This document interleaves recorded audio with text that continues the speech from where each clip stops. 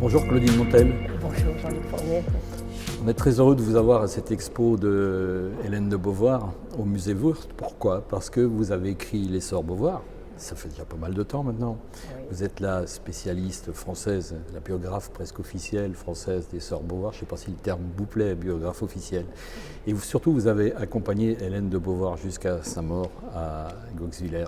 Juste avant de disparaître, elle vous avait dit, Claudine, est-ce que mon œuvre va me survivre? Est-ce que mon œuvre va enfin être connue? C'était son obsession. Et vous lui avez dit oui. Et je trouve que l'existence même de cette exposition, ici, au musée Wurth, à quelques pas de Goxwiller, où Hélène a vécu et où elle a terminé sa vie, est presque le symbole. On peut dire aujourd'hui, oui, Hélène, j'ai tenu ma parole, en quelque sorte, cette œuvre, elle est présentée désormais. En effet, Jean-Luc, c'était un moment très émouvant. Elle était au crépuscule de sa vie. Et quand je lui ai dit « Oui, Hélène, votre œuvre va rester », je l'espérais de tout cœur, mais je ne pensais pas, j'espérais, mais je ne pensais pas un jour voir une rétrospective aussi magnifique de l'œuvre d'Hélène de Beauvoir au musée Wurth à Erstein, qui a effectué un très bon travail de recherche. J'avais vu réaliser un certain nombre de tableaux, dont les 3 tableaux du fameux triptyque sur les femmes et tous les enjeux des droits des femmes. On aperçoit ce triptyque derrière vous d'ailleurs. Oui, et bien justement ce triptyque, j'étais souvent dans son atelier quand elle a peint ces tableaux. C'est un triptyque qui devient maintenant un triptyque icône pour les droits des femmes à travers le monde, mais je les voyais les uns après les autres, je ne les voyais pas ensemble ainsi.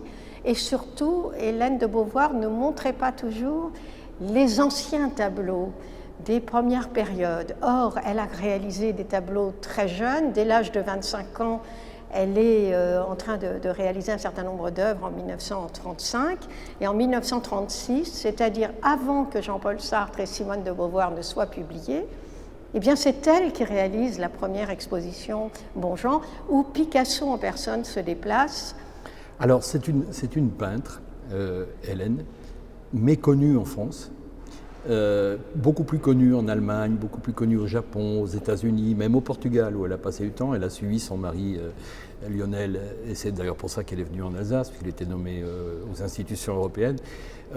Qu'est-ce qui explique en France, sincèrement, qu'est-ce qui explique cette méconnaissance de l'œuvre d'Hélène de Beauvoir en France? Alors d'abord, il y a le fait que pour la France, la famille Beauvoir, c'est Simone de Beauvoir.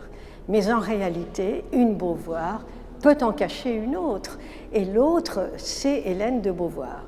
Ensuite, Hélène de Beauvoir a longtemps vécu à travers le monde, suivant son mari Lionel de Roulet dans des postes diplomatiques, ce qui fait qu'elle n'avait pas les réseaux à Paris, alors qu'elle a eu quand même un certain nombre d'expositions à Paris. Mais elle n'y restait pas, elle n'y demeurait pas. C'était donc difficile pour elle d'être mieux connue. Quand vous aviez 20 ans, vous étiez déjà dans l'appartement de Simone de Beauvoir, ces fameux dimanches après-midi où tant de choses se débattaient, s'élaboraient. Vous êtes cette égérie de la cause féministe en France. Quel est le regard qu'aujourd'hui vous portez sur l'actualité de ces dernières semaines, de ces derniers mois? La prise de parole des femmes est impressionnante à travers le monde et en France aussi. Et vous, curieusement, c'est peut-être d'ailleurs moins curieux qu'on le pense, vous n'êtes pas intervenu dans ce débat. Pourquoi ? Je n'interviens pas dans le débat en ce moment sur la cause féminine, mais je comprends le débat qui a lieu en ce moment, en particulier sur les questions de violence, sur les questions d'agression sexuelle, parce que je pense qu'il y a un non-dit qui est refoulé, j'ai envie de dire depuis des siècles, mais qui est refoulé depuis des années, et qui, parce qu'il y a des jeunes générations de femmes qui arrivent, et qui, elles, ne supportent pas de ne pas en parler. Ma génération, nous avons dénoncé les violences globalement, nous n'avons pas toujours parlé de nos propres expériences. Je trouve que ce qui se passe en ce moment est nécessaire. Il faut que la parole se libère. Il est bon qu'elle se libère et qu'elle se libère ensuite pour que les hommes, d'abord, en prennent conscience et qu'ensuite il puisse y avoir un véritable rapprochement de respect entre les hommes et les femmes. Une dernière question, Claudine. Oui. Vous avez accompagné Hélène ici, à Goxwiller, jusqu'à la fin de sa vie, jusqu'en 2001. Vous avez été très, très, très présente, comme vous l'aviez d'ailleurs été auparavant auprès de Simone. Mais quel est le sentiment qui domine chez vous aujourd'hui, avec un petit peu de recul, avec une quinzaine d'années, un peu plus de recul maintenant, par rapport à Hélène de Beauvoir, au-delà même du fait qu'elle soit présentée, son œuvre soit présentée ici, avez-vous eu l'impression de vivre des moments d'exception auprès de cette femme? Hélène de Beauvoir est une des personnes les plus rayonnantes, les plus chaleureuses, les plus aimantes que j'ai connues de ma vie, et j'ai connu beaucoup de monde et j'ai voyagé de par le monde. Elle vous inspirait confiance. Quand on la rencontrait, on avait l'impression de l'avoir toujours connue. Et elle a été un soutien moral pour énormément de personnes. À chaque épreuve de ma vie, Hélène de Beauvoir a été là immédiatement sans que je le lui demande. J'ai essayé de mon côté de l'être aussi. Il me reste une grande vitalité, une grande joie, et je vous raconterai juste ce qu'elle me disait toujours, à chaque fois que nous quittions. Claudine, soyez heureuse. Vous l'êtes aujourd'hui? Absolument. Et si heureuse de découvrir cette magnifique exposition Hélène de Beauvoir au musée Wörth à Erstein. Merci Claudine Montel. Merci Jean-Luc, merci infiniment.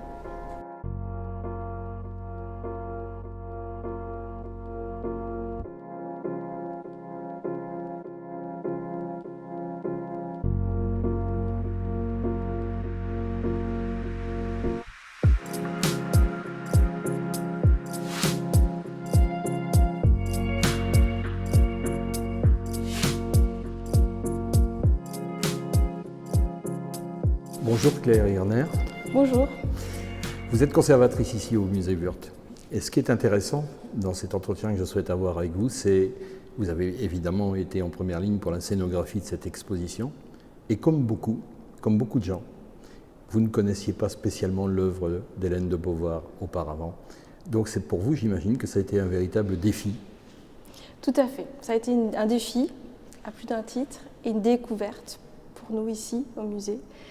Une découverte en fait qui a eu plusieurs étapes, puisqu'on a vraiment découvert différentes périodes de son travail artistique, différentes thématiques, et à chaque fois on a vraiment découvert le travail et aussi découvert le processus en fait vraiment créatif, l'évolution stylistique d'une artiste, et on a vraiment été de surprise en surprise. Quand on visite des expositions de par le monde entier, on a souvent une thématique qui finit par ne pas être très original forcément, c'est le peintre témoin de son temps. On voit ça très très souvent pour plein de gens, c'est vrai. Mais s'il y a une créatrice, une peintre qui était témoin de son temps, c'est bien Hélène de Beauvoir. On le lit magnifiquement dans l'accrochage que vous avez fait. Cette femme a littéralement épousé les causes de son époque. Complètement. Et c'est pas elle qui est connue pour ça, puisqu'elle est la sœur cadette de Simone, mais Hélène aussi vraiment a vécu dans son temps, c'est une femme de son temps, et elle a toujours vraiment, elle est restée en contact avec toutes les réalités en France, quand elle vivait en France, mais aussi à l'étranger, parce que son mari était diplomate et elle a aussi été amenée à vivre en Italie, à Vienne, après la guerre, au Portugal, pendant la guerre. Donc à chaque fois, elle a vraiment, elle s'est aussi inscrite dans ces pays, elle a appris la langue. C'est une Européenne aussi convaincue, et c'est une femme effectivement qui a vraiment su vivre avec son temps, et il y a des grandes thématiques, comme vous le dites ici dans l'exposition, qui en témoignent, comme la thématique consacrée à mai 68, puisqu'elle a très bien illustré ces événements dans des grands panneaux. Alors, elle a vécu 68 non pas à Paris comme sa sœur, mais à Strasbourg, mais ce qui ne l'a pas empêché vraiment de soutenir ce mouvement et de réaliser de très beaux ensembles.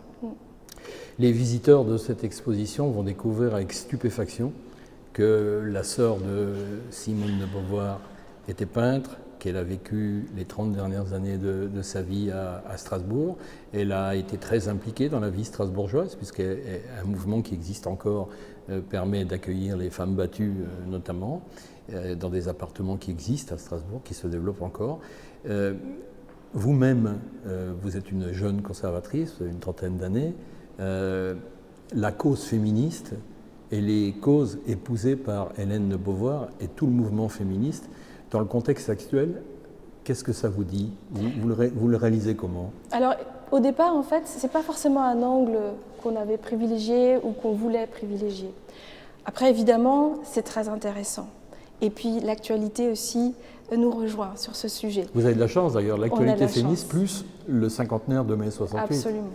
C'est des choses qui se sont déroulées comme ça, qui n'étaient pas prévues au départ. Mais évidemment qu'en fait, le fait que ce soit une artiste femme, bon là personnellement m'intéresse particulièrement. J'ai toujours eu effectivement particulièrement d'attention par rapport à cette création des femmes au XXe siècle. Évidemment, il y a aussi beaucoup de travail pour remettre en lumière ces femmes artistes qui n'ont pas toujours, et en particulier jusque dans les années 60, eu la lumière qu'elles méritaient. Et évidemment que Hélène en a beaucoup souffert de cette difficulté d'être une femme artiste. Et elle a donc plus finalement fait pour les autres femmes parfois que pour elle-même, puisque elle a beaucoup produit. Aujourd'hui, il y a 3000 œuvres à peu près.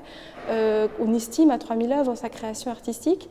Mais finalement, c'est pour les autres femmes qu'elle s'est beaucoup dévouée, puisqu'effectivement, comme vous dites, à Strasbourg, elle a été la présidente les premières années après l'ouverture du Centre Flora Tristan. Et elle a soutenu énormément ce centre et beaucoup de femmes qui étaient en difficulté. Et elle a aussi accompagné ces femmes dans des procès, comme sa sœur. En tout cas, l'expo que vous avez montée et que chacun pourra visiter jusqu'en septembre prochain, donc on a le temps, c'est bien, c'est parfait, prouve quand même que l'œuvre d'Hélène de Beauvoir a une vraie valeur muséale.